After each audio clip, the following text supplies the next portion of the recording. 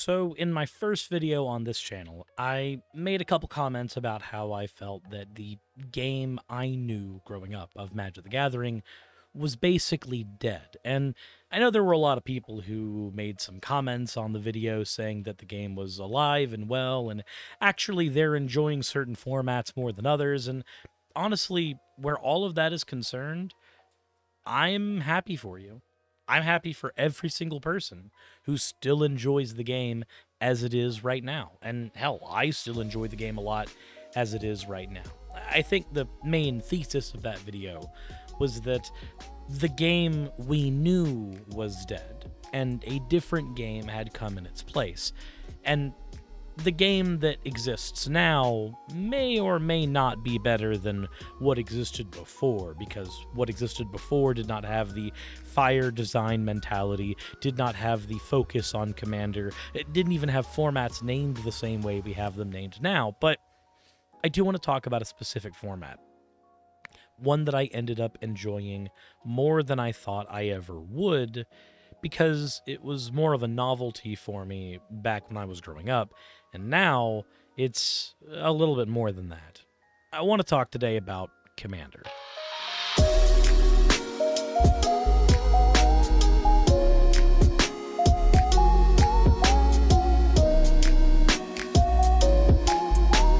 Now, for those who don't know, the Commander format for Magic is basically, you pick a favorite character in the lore, they're going to be legendary, and you put them as the poster child of your deck. You then build your deck with cards from any series of Magic, and you really can use anything. Building requirements are that you only have 99 cards in the deck, no more, no less, and on top of that, your deck must contain only one of any given card, unless they are basic lands or otherwise state you can have more on them. Completely different to the type of deck that you build in, say, Modern, where you have a 60-card deck sometimes, and the deck can have 4 of any one card. Modern is originally, my thought process was that Modern was where you would get your more consistent decks with your more competitive edge, and Commander would be where you play more casual jank.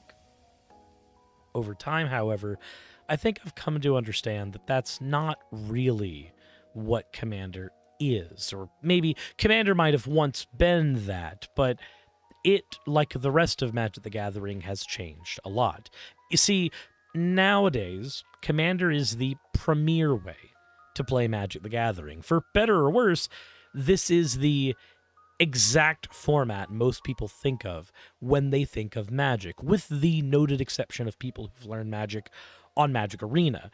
People who've learned Magic on Arena are basically playing a different game at this point, considering that in the physical card game, it's a whole lot harder to find a group of people to play Standard with than it is a group of people to play Commander with. Arena has a focus very, very heavily on Standard and its own format of Alchemy and Historic, whereas in the real world, you can find Modern and you can find Standard. But if you're out in the wild, you will more than likely find Commander. And I think this is where my frustration with Commander began before it turned into something else. You see, originally, I kind of resented Commander. As a format, it represented everything I didn't like in a card game. I was not a casual card game player, and I didn't like the idea of 3 other people at a table being able to assess that I was performing particularly well and gang up on me and beat me down for that. That felt very unfair in theory, and in practice, the first few times I played Commander, I didn't enjoy it as much. Of course, I would play it at Denny's whenever it was available for me to play, but realistically, as an adult, I just didn't want to play it. I bought a couple decks for the Commander format, played a handful of games, and then realized I didn't really enjoy it. I had bought Anawan the Ruin Thief, I had bought Oboon, and I had bought AC, 2 landfall decks and a rogue deck. Eventually, I learned that precons are built in such a way that they are functionally two separate decks.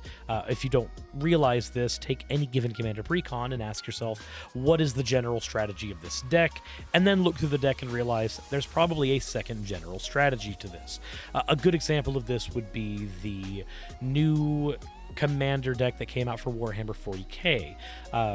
The Chaos deck is in one hand a Spellslinger deck that wants to rely on Cascade, but in the other hand is a value engine deck based on being a Demon Tribal deck.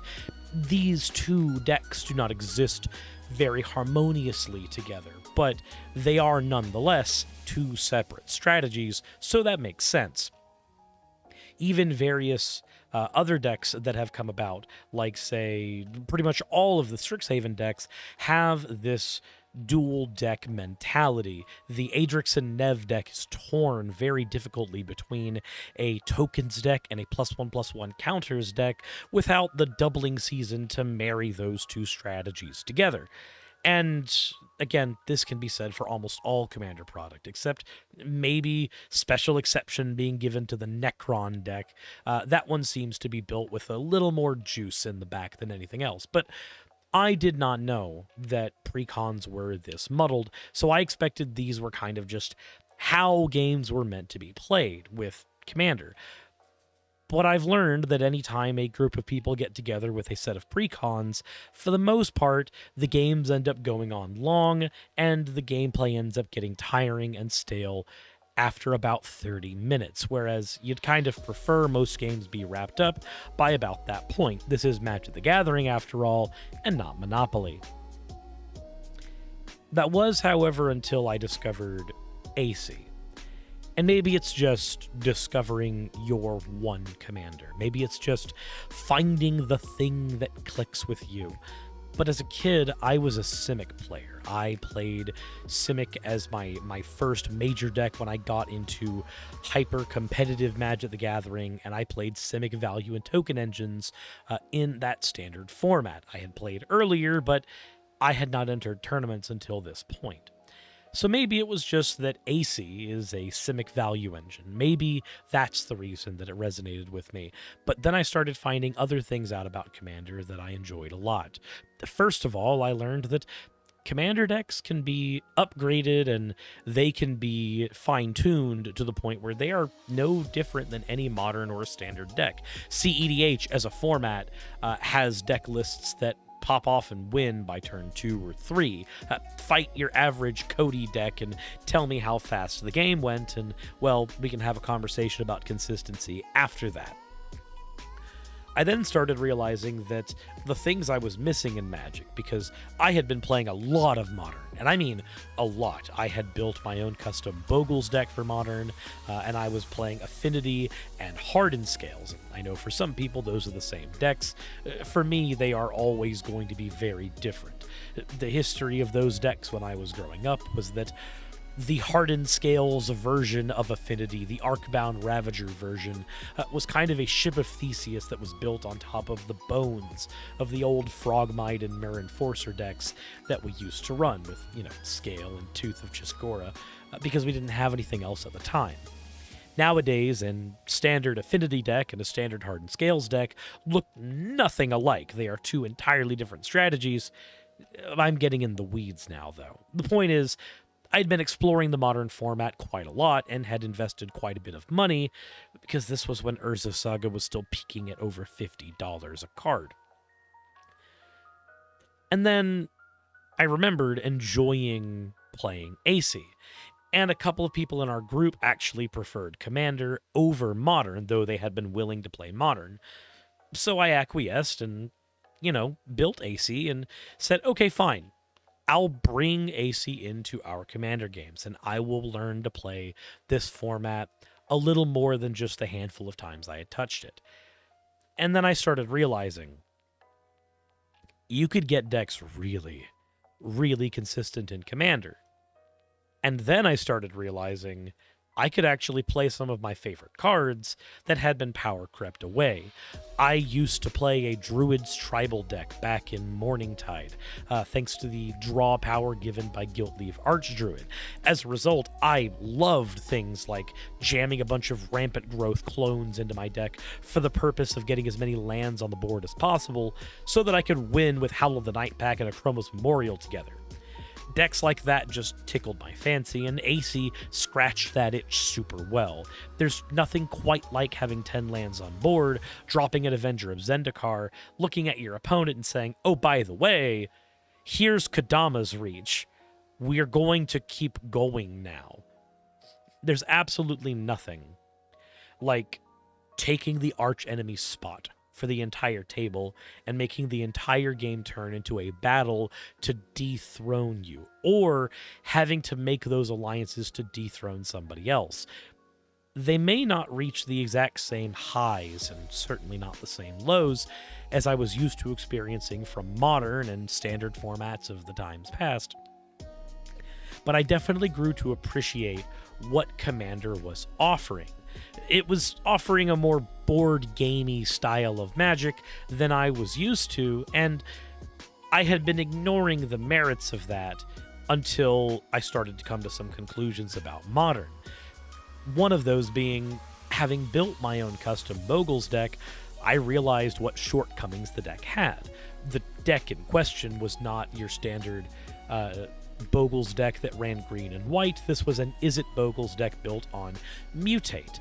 And it was built with the confines of the Modern format as they were at the time. Luris of the Dream Den was still legal, so everybody was running low-cost cards, so Lightning Bolt basically could kill anything in the format. Murktide Regent had not quite yet gained the foothold that it has now. So I got used to having my deck that I could play that was custom, and my deck that I could play that was built more off of a neck deck list, and learning why I would choose one over the other in any given situation. But Commander, on the other hand, gave me a little bit more freedom, I noticed. Thanks to Rule 0, it was easy to sit down at a table and say, hey, I'm not trying to play CEDH, I'm not bringing Moxes or Tutors into my deck, but I am wanting to play consistent power, so don't bring a precon out, but at the same time, let's not close the game out on turn 2. And it seems more and more easy the more I play Commander to find games that are at the appropriate power level for decks that I've brought. I've since learned to build decks of various power levels. I have a Savra deck that is very, very stacksy and can slow the game down to whatever pace I need it to. That's the deck that I'll take out when I'm at the CDH style tables, because that's the deck that's meant to not play nice. It controls everybody's boards all game and turns the game into an archenemy match so that they can try to dethrone me specifically. And because Savra's just a walking Grave Pact, I don't really need her for the deck's strategy. I could just play my copy of Grave Pact or my Dictate of Erebos, so it doesn't fall to things like Draenith Magistrate. It's not a combo deck that needs the commander to turn things on. I also ended up powering up the AC deck so that I'd have something that's a little bit in the mid-power range. It's a landfall deck that's super strong, sure, but it's also decently slow. The only reason I don't play it more often is games with AC tend to revolve around AC and not moves that the player has made or decisions that you've engaged with. AC just demands that kind of attention, and that can be fun for some players and it can be completely unfun for others. I think one of my favorite decks I've built recently is Baru, the Worm Speaker. It's a mono-green Worms tribal deck with like 20 different sources of ramp, just so that I can try to get out things like Crawworm as early as possible. The cards have so many lines of text, but they're all flavor text. They don't do anything. But it's fun to randomly turn a 16/16 Trampler that can't do anything besides drool at your opponents. And I can't really get something like that out of Modern, with the exception of jamming a cranial plating onto something in Affinity. But even then, that's not quite the same thing. Though I guess the best analog would be neoforming a Sojourner's Companion into a Craterhoof behemoth. There's certainly a similar feeling there, but I prefer grabbing Archon of Cruelty because Kuf has always seemed a bit boring to me, no matter what deck you put him in. But I guess what I'm saying is, what I've learned about Commander and what I've come to appreciate about the format is that it offers all of the flexibility that the other formats simply don't have. Standard is not a brewer's paradise, nor is Pioneer, nor is Modern. There are a set amount of decks that work in those formats, and the logic behind why they work is very, very constrained and set down to speed. Modern's a turn 4 format. Standard's a turn 6 format. Pioneer rests somewhere in between. If your deck does not have the ability to win or lock down the game by then, you're kind of screwed. And it's not that I don't play those formats. I still do, and I still enjoy them. Somebody comes to my table and says, hey, do you want to play a game of Modern? I will gladly pull out Hardened Scales and pull out my +1/+1 dice and desperately try to math out the best way to kill them. I sincerely hope they're playing their fetch lands. That makes the games a lot easier for me. But where Commander's concerned, those same considerations don't really need to be had. I can make a deck based off of a character's lore and have it still moderately function as long as I'm willing to only take it out at low power tables, where I know that the deck's jank will not get in the way of its flavor.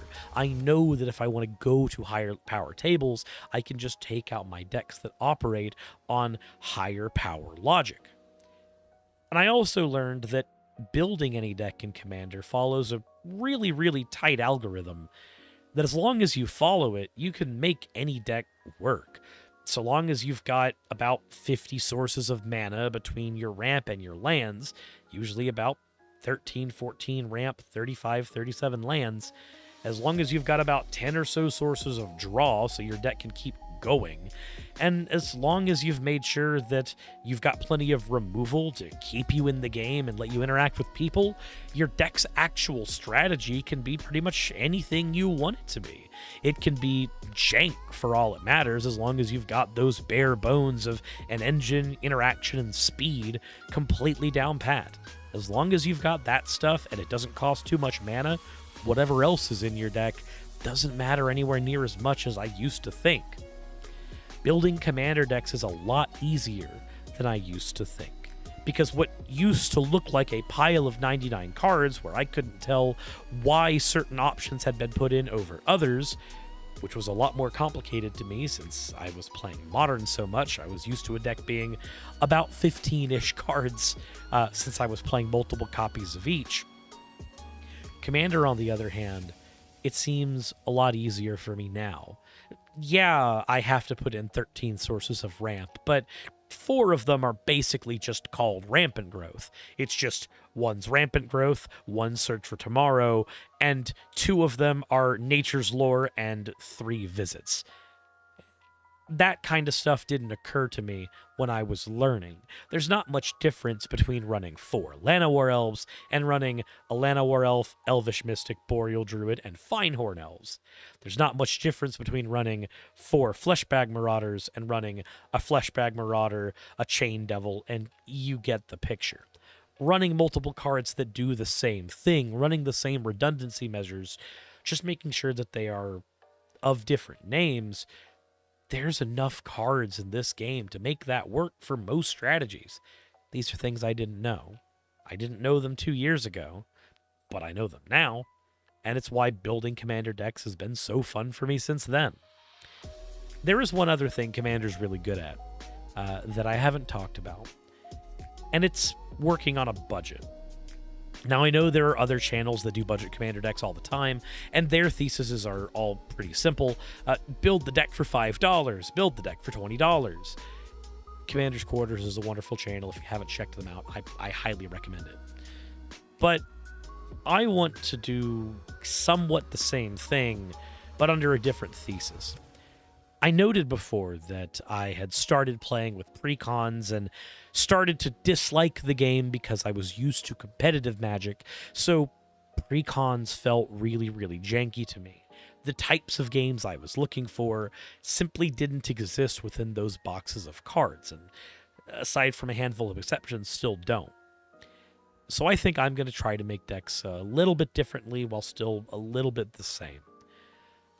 I want to use the price point of your average precon, about $40 to $45, depending on what era we happen to live in. It used to be more, it used to be less, it might be more later, who knows.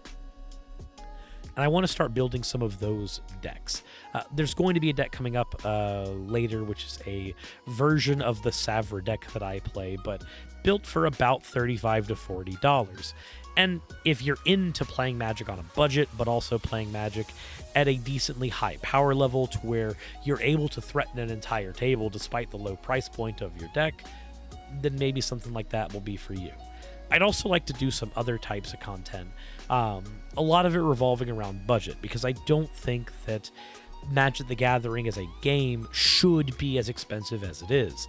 I may have built Hardened Scales when the deck was about $1,000 for the whole thing. Again, thank you, $50 some odd Urza's Sagas and $50 Inkmoth Nexuses for that. But I don't think it should be that expensive, and I want this game to be accessible to more people.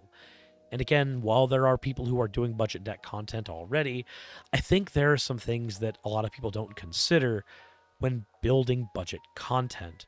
We focus a lot of our conversation about the commanders in the commander format, and less about some of the cards in the 99. I know Commander's Quarters has the Golden Pig Award. I think there are some other gems in the 99 we should be looking at as well, and when new sets come out, there's definitely some bang for your bulk in those sets too. So, if you want, let's maybe go on a journey in the next few episodes. Let's maybe check out some bang for your bulk you can find in Dominaria United, and also the more recent set, Brothers War. Let's see what we can find in there. If you've got some suggestions, let me know in the comment section below, but I think I've got some ideas as well. As for some gems in the 99, I think one of the best things you can do is look at cards that solve the same dilemma that expensive cards do, that don't necessarily cost the same. For every person wanting to remove cards from a graveyard that has a Commander Sphere in their deck, why not swap that out for an Honored Heirloom? That's instant graveyard removal at any point in time at the exact same cost factor of your Commander Sphere. All you're losing is the ability to get the draw one, which telling somebody they can't reanimate might be just as powerful as trying to draw for an answer. Or how about the fact that Spawning Pit is basically just another copy of Phyrexian Arena? You're not getting the mana out of it, but you do get token spawning out of it. And the card's only about $3, as opposed to the more expensive Altar of Dementia, Ashnod's Altar, and Phyrexian Altar. I want to talk about stuff like that. Alternatives you can put into your deck so you're not having to go for the most expensive thing. You want your deck to run as efficiently as possible, but you don't want to break the bank either. And not everybody wants to sit down to watch an entire Commander deck be broken down. So I think I've got some ideas. But let me know which ones you might have in the comment section below as well. For everybody who enjoyed my first video, thank you a whole hell of a lot.